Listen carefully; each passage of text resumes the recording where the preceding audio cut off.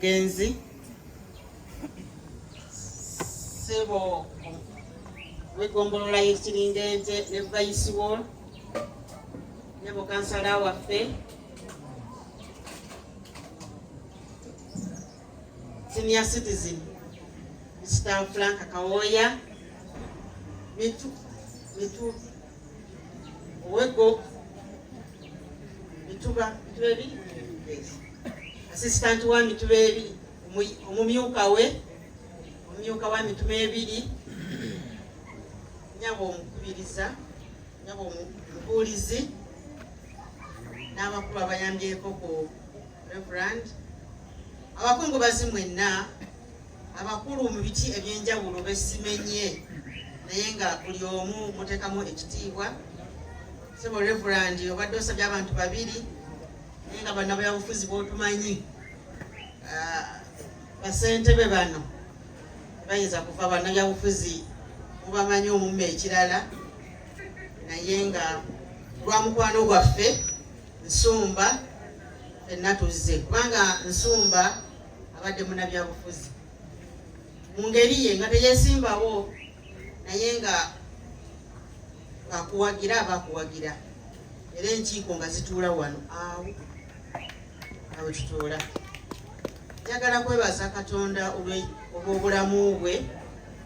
era mwebaza kubanga abadde musajja mulungi bwe mpulira nga abakyaki mumwenyumirizaamu nakyo ekyo Katonda ayongera kumukoolera mu bukoonezi. Mukama amutudde mu kiseera kino eky'ekisiibo kakasa nga agenda kumwaniriza n'emikono ebiri ate egy'essanyu era nsaba ekiwummulo kye Katonda akiwummuze mirembe. Omwoyo gwe Mukama Katonda aguwummuze mirembe. Omukulu ono Nsumba badde mumanyi nnyo kiseera kye mbadde mulabyeko mu byabufuzi mwe mumanyidde naye nga naffe bannabyabufuzi mutumanyi tubeera buli wamu naye ate nga buli woobeera nga naye abeerawo ogenda okumulaba nga azze ne mukyala we ogenda okumulaba mu kuziika omulaba azze ne mukyala we ogenda okumulaba mu mikolo egy'enjawulo nga azze ne mukyala we abadde mujjumbize ate n'abantu b'ekitingente ne bamwagala ng'era bamuteekamu ekitiibwa tubadde tumumanyi mu bwa smartness bwe ng'era bwe tumulabawo mu kifaananyi abadde afaana abadde very smart emirundi gyonna omusajja bw'aba akwagala tuuka wano n'agamba nze saagala ssente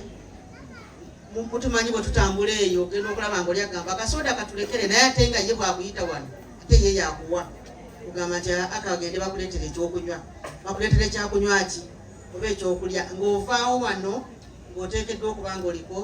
ky'olidde oba ky'onywedde. Mukama amusasule mu sseera mu ebyo byakoledde ensi eno era emirundi mingi Katonda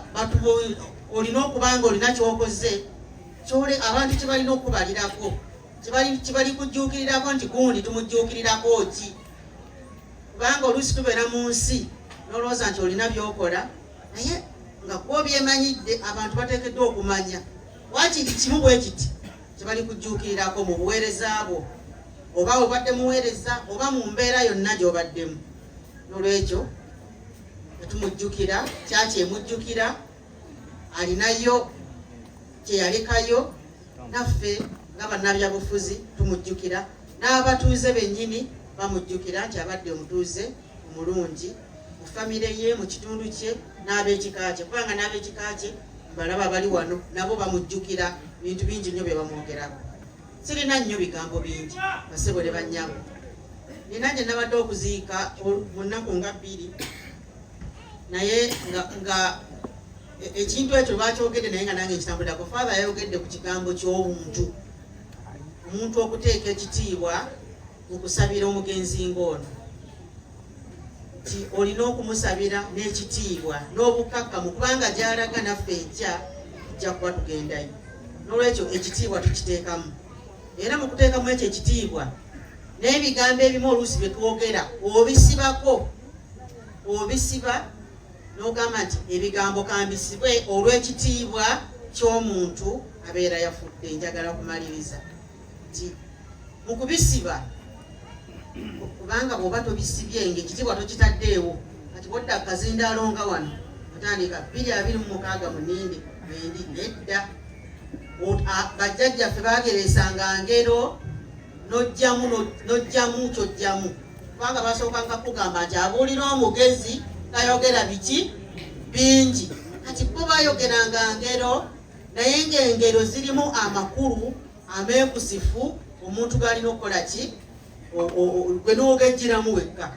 kubanga ono abadde munnabyabufuzi kyemuva mulabanga bannabyabufuzi bali wano nkakasanga bonna baayitirawo kubanga twayitirangawo wano naye baageranga engero bwe baagiranga nga bagamba mugenda kunnyambako kubanga ezimu namwera muzimanyi baagendanga ne bagamba nti woova toyombye anaye munziremu woova toyombye ekigwa ekimu addingana amawolu enkula y'omutwe enswa bwekyusa amaaso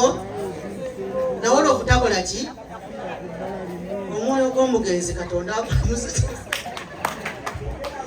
bannange nsabe mukama kansabe reverandi mu misayo musabisiyo bannabyabufuzi bano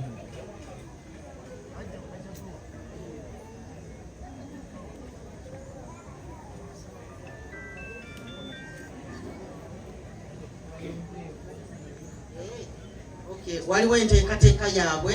sinzira ku emusi mbadde njogeranga nga mukwano gw'omugenzi gwa reverandi ate era mukwano gwaki gw'omugenzi mbadde njogera mu mbeera eyo nga mukwano gwa reverandi Kawesi yali twali tumwagala nnyo ekammengo eyo yakolayo ebintu bingi era abantu beeno mukwasaganye bulungi musajja mulungi era bekammengo bali tebagala aveeyo byonna mubimanyi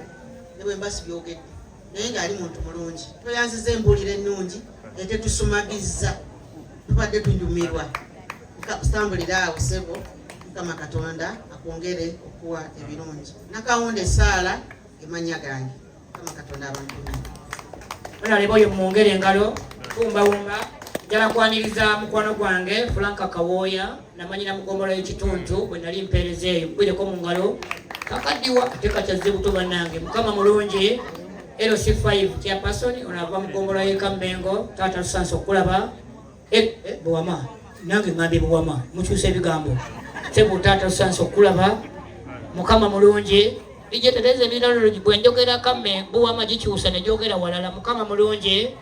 kansabe omukubiriza w'obusumba buno ajja tuse message ye ate sente zino nazikwasa bunazibwa ku lwa family ng'ekkanisa tuddukidde enteekateeka y'okuzika bw'anaamala alina enteekateeka y'abagenda okwogerako gye tuli agituwe kimu nange